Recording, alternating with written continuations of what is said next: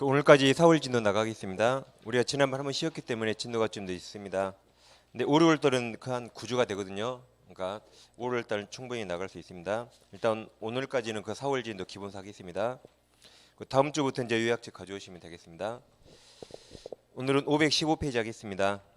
이제 민법 다 마치고 민특법 두 가지 하겠습니다. 515페이지입니다. 지난주에 매도인 담보책임 하셨죠? 권리하자가 좀 어려웠습니다. 권리하자는 악의 매수인도 행사 가능한 게 전해일감 실손에 오셨죠? 그걸 잘 외우시면 되겠습니다. 515페이지는 양과로 2번 물건하자가 있죠? 제목이 물건하자 당대모치입니다.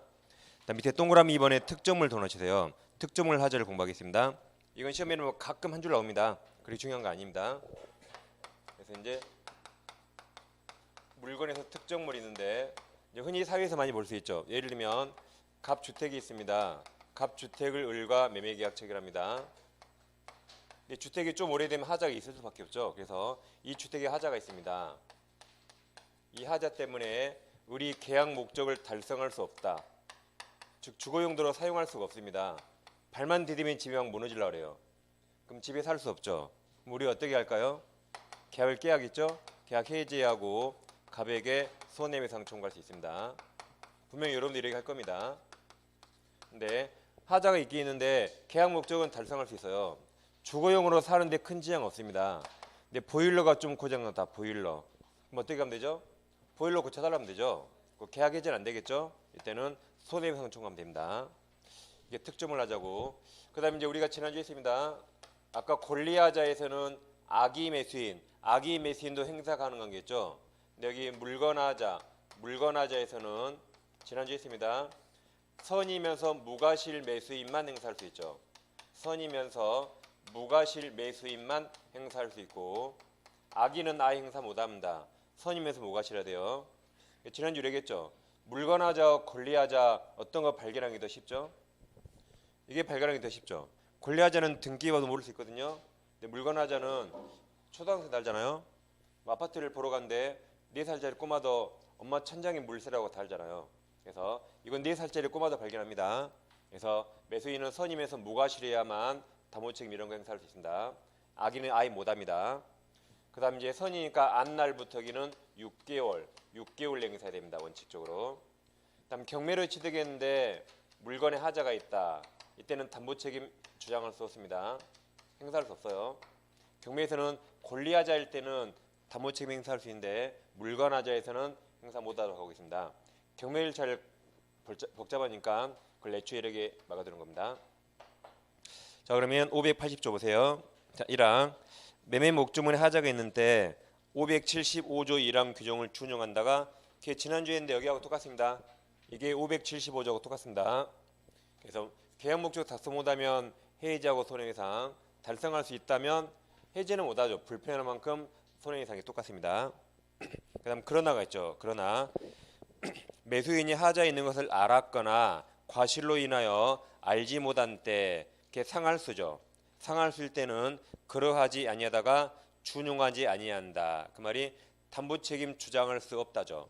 그러니까 상할수만 내가 상소무죠. 이렇게 매수인은 선임 무과실일 때만 담보책임을 주장할 수 있습니다. 이 항에서 전환규정은 경매 동그라미 경매의 경우에도 적용하지 않는다 해서 경매를 취득했는데 물건에 하자가 있으면 담보책임을 행사할 수 없습니다. 밑에 기억 요건이 있죠. A, B 다 체크하세요. 넘깁니다. 다음 니은도 4줄 다 체크합니다. 칠판에 쓰는 거고 디귿 제척기간 보세요. 본 권리는 매수인이 그 사실을 자 앞날 동그라칩니다. 앞날로부터 6개월 동그라미 권리는 지난주 1년이었죠. 6개월입니다. 6개월 이내 행사해야 된다. 거기까지 보세요. 다음 그 밑에 판례가 시험에 제일 잘 나옵니다. 물건하자에서 자 제목 밑에 보세요. 건축을 목적으로 매매된 토지에서 건축 허가를 받으로써 건축이 불가능한 경우 이와 같은 그 다음 가로쳐 보세요. 법률적 제한 내지 장애까지 가로 즉 건물을 왜 못 짓는 거죠? 건축법 규정 때문에 못 짓는 거죠. 그걸 법률적 제한 내지 장애랍니다. 그럼 장애 역시 다음 매매 다음에 목적물 하자 동그라미 그러니까 법률적 제한이나 장애를 우리 판례는 권리하자가 아니라 물건하자, 목적물 하자라고 보고 있습니다. 그러니까 물건하자니까 선이 무과실 매수인만 행사할 수 있어요. 안날 6개월이고 경매라면 행사 못한단 말입니다. 권리하자가 아니라 뭘로 본다? 물건하자, 목조물하자. 목조물하자에 해당될 것이나 다만 이와 같은 하자의 존부는 동그라미 칩니다. 매매계약 성립 시 동그라미 뭐든지 행위 당시죠. 그때를 기준으로 판단해야 됩니다. 그 판례까지 보면 되겠습니다. 그다음 이제 여기까지 단모치기 마칩니다. 다음 521표 주세요. 화면은 작년에 시험에 나와서 올해 안 나올 겁니다. 5월 달에 하겠습니다. 넘기세요. 다음 524페이지 523입니다. 이제 제2절 교환 나왔죠. 교환은 매매랑 똑같다 했죠. 차이점이 딱 하나. 매매는 판대급부가 금전의 하나죠. 교환은 금전이 아니라 물건이나 재산권이죠. 그것 빼고 나머지 똑같습니다. 그래서 교환은 따로 공부하지 않습니다. 시험이 나오면 매매로 바꿔요. 그럼 지난주 내내 매매했죠. 교환한 겁니다. 그래서 뭐 위험부담이나 뭐 동시항명권, 담보책임, 계약금 같은 거 다 똑같이 적용됩니다. 그래서 596조 보세요. 교환은 당사 상방이 금전 이후에죠. 금전 이후의 재산권을 상호 이전할 것을 약정함으로 효력이 생긴다. 그래서 바로 밑에 그런 네 줄 다 적어보세요. 그다음 밑에 네모 3번 효력이 있고 597조가 있죠. 이런 경우가 있습니다. 교환하 보면 갑에게 X 토지가 있고 을에게 Y 토지가 있습니다. 두 토지를 교환 계약 체결합니다. 이제 1교시부터 빨리 잠을 깨세요. 잠을 깨셔야 돼요. 이 X가 4억이고 Y가 5억짜리예요. 이렇게 교환하면 누가 손해 보죠? 잠에서 빨리 깨라 해서요. 을이 손해 보죠. 을이 손해 보죠. 5억짜리 주고 4억짜리 받잖아요. 을이 손해 봅니다.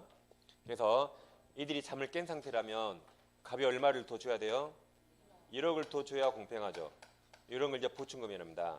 시가 차이를 금전으로 보상해야겠죠? 예, 보충금입니다. 그럼 이건 다 매매로 바꿔야 했으니까 이것도 매매 대금 규정을 준용합니다. 매매로 바꾸면 되는 거죠. 그럼 중개사법에서는 보충금에 대한 수수료 받아야 안 받아요? 안 받죠? 안 받습니다. 그럼 597조 당사자 일방이 전조의 재산권 이전과 금전의 보충 제목을 약정한 때 그 금전에 대해서 매매로 바꾸라 했죠? 매매 대금에 관한 규정을 준용합니다. 그래서 밑에 1번 네 줄 다 체크하면 되겠습니다. 그다음 이제 오른쪽에 5세 임대차입니다. 자, 이제 임대차 규정은 우린 지금 민법이죠? 민법에 임대차가 있습니다. 민법에 임대차가 있다. 그리고 이제 이거 끝나면 다음 시간 2교시부터 특별법으로서 주택임대차 보호법과 상가건물 임대차 보호법, 그리고 오늘 임대차를 다 공부하는 겁니다. 임대차. 그럼 시험에서는 보통 여기서 한 2문제 나옵니다. 여기서 한 3문제 나옵니다. 그래서 실생활이 가장 중요하면서 시험이 많이 나옵니다. 그 다음 이것은 2차 중개사법에서 한 2-3문제 나와요. 그러니까 2-3문제 나오니까 우리 시험에 총 몇 문제 나온 거지? 임대차가 한 2문제 나온 다음에 중개사법에서 한 7문제 나오죠. 이렇게 실생활이 제일 중요하면서 가장 유용한 법들입니다. 시험에 많이 나온 것들이죠. 그래서 오늘 임대차를 다 같이 하는 겁니다. 그럼 일단은 민법입니다. 그러니까 민법 공부할 때는 일단 주택 상가 생각하지 마세요. 차라리 토지는 주택 상가 아니죠. 그러니까 토지는 이 법을 적용될 수가 없죠. 그러니까 토지는 민법 규정만 적용됩니다. 차라리 토지를 생각해 두셨습니다. 그래서 주임법 상임법 생각하지 마세요. 우린 토지 같은 걸 잘 생각합니다. 자, 그럼 618조 조문부터 보세요. 임대차는 당사자 일방 임대인이죠. 임대인이 상대방 임차인이죠. 임차인에게 목적물을 사용 수익할 것을 약정하고 다음 상대방 임차인이죠. 임차인이 이에 대해서 차임지급 돈하십니다. 차임이 월세 같은 거죠. 차임 지급할 것을 약정함으로 효력이 생긴다.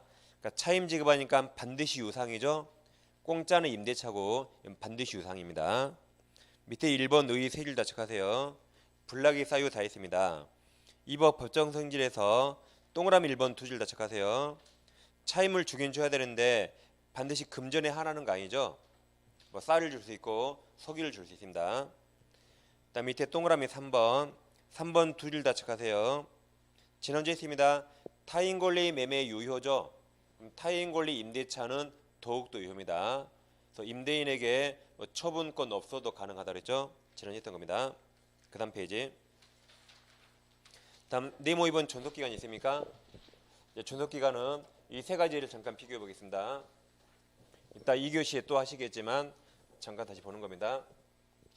자, 먼저 얘들한테 최장기간 제한이 있는가? 최장기간 제한은 20년 있다가 다 없어졌습니다. 그래서 이제 100년, 200년 약정 가능합니다. 그 다음 최단기간 있는가 문제가 되는데 최단기간 제한은 민법에 없습니다. 근데 주임법에 2년이 보장되고 상위법 1년이 보장됩니다. 그 다음 이제 월세 차임을 몇 번 연체하면 나가라고 쫓아낼 수 있는가? 그게 민법은 월세 2기, 월세 2달분입니다. 주임법에 규정 없습니다. 상임법은 월세 3달분 3기가 됩니다. 그럼 여기 보신 것처럼 임대차에서 이게 가장 일반법이고 이게 특별법입니다. 근데 특별법에 규정이 없죠. 그럼 일반법이 보충 적용됩니다. 따라서 주택임대차도 월세 2달 밀리면 나가라고 쫓아낼 수 있습니다. 이제 상가는 월세 몇 달분이에요? 3달분 밀려야 나가고 쫓아낼 수 있죠. 이처럼 특별법에는 법조문이 특별법일수록 더 적습니다. 그럼 일반법에 규정이 있는데 특별법에 규정이 없죠. 그럼 일반법이 이렇게 보충 적용됩니다. 보충. 그래서 여기 규정이 없는 것들은 다 민법 규정에 다 적용되는 겁니다. 그 대표적인 예가 여기는 2기 적용 안 되죠. 3기가 있으니까 여기는 규정이 없죠. 그럼 민법을 갖다 써먹는 겁니다. 그런 걸 일반법, 특별법이라는 거죠. 자, 그러면 일단 민법만 보시면 민법은 아무 제한 없죠. 존속기간 아무 제한 없죠. 약정하면 약정이 무조건 유효입니다. 1개월 유효, 100년 유효입니다. 약정이 무조건 유효. 그래서 양가로 1번 임대차 기간을 제가 약정 동그라미 약정한 경우 써있죠. 그럼 제목 옆에 씁니다. 약정이 언제나 유효, 무조건 유효. 1년이든 1000년이든 다 유효입니다. 그 밑에 볼 필요가 없어요. 다 언제나 유효 그 말 쓰는 겁니다. 그럼 이제 오른쪽 페이지 양가로 2번에서 임대차 기간을 약정하지 않을 수 있죠. 그럼 635조 1항 보세요. 임대차 기간 약정하는 때 당사자 둘 다 언제든지 계약담 해지입니까? 해지 통고입니까? 해지 통고 동그라미. 해지는 즉시 끝납니다. 지금 해지하면 즉시 끝나요. 근데 해지 통고는 누가 잘못한 게 아닙니다. 누가 잘못한 게 아니니까 상대방에게 준비할 시간을 줍니다. 준비할 시간을 줘요. 근데 해지는 즉시 끝나는 겁니다. 이건 누가 잘못한 거 아니죠. 그러면 시간을 줘야겠죠. 해지 통과할 수 있다. 자, 이 항에서 상대방이 전항에 통과할 날부터 다음 각호기간 경과하면 해지력이 생긴다죠. 1호는 가로쳐 보세요. 토지 건물 기타 공작물 가로칩니다. 써보세요. 부동산. 이게 부동산이죠. 부동산에 대해서 임대인이 해지 통과한 경우에 6개월이고 임차인이 해지 통과하면 1개월입니다. 2호는 뭐 시험에 안 나오고 있지만 동사는 둘 다 5일 똑같습니다. 부동산은 임대인이 아니면 몇 개월이에요? 그러니까 임대인이 나가 그러면 임차인은 6개월 안에 나가면 됩니다. 반대로 임차인이 나간다 그래요. 그럼 임대인은 1개월 안에 보증금 내줘야 됩니다. 그래서 635조가 임대차 기간을 정하지 않았다. 그럼 둘 다 언제든지 해지 통과할 수 있죠. 1호 부동산은 임대인이 해지 통과하면 몇 개월이죠? 6개월이고 임차인이 해지 통과하면 1개월입니다. 이건 강행 규정이에요. 기간 규정은 다 강행 규정입니다. 그래서 계약법에서 임대차에서 강행 규정이 나온다는 이제 계약법에서 매매가에 다 임의 규정, 임대차에서 이제 강행 규정이 나오기 시작하는 겁니다. 그다음 밑으로 내려오서 이제 네모 3번 임대차 효력에서 양가로 1번 임대인 권리가 있죠. 동그라미 1번 두 줄 체크하세요. 당연히 차임 받을 수 있죠. 차임 할 수 있고. 다음 페이지 528페이지입니다. 중간쯤에 동그라미 4번 있습니까? 찾으셨어요? 목적물 반환 청구 있죠. 그럼 임대인 임대 종료 시 당연히 목적물 반환 청구 행사하겠죠. 같습니다. 다음 양가로 2번 임대인 의무가 있는데 1번 두 줄 다 체크하세요.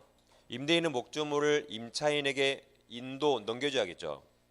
다음 동그라미 2번에서 623조가 있습니다. 자, 임대인은 목적물 임차인에게 인도해야겠죠. 인도하고 계약 존속 중 그 사용 수익에 필요한 상태를 유지하게 할 의무를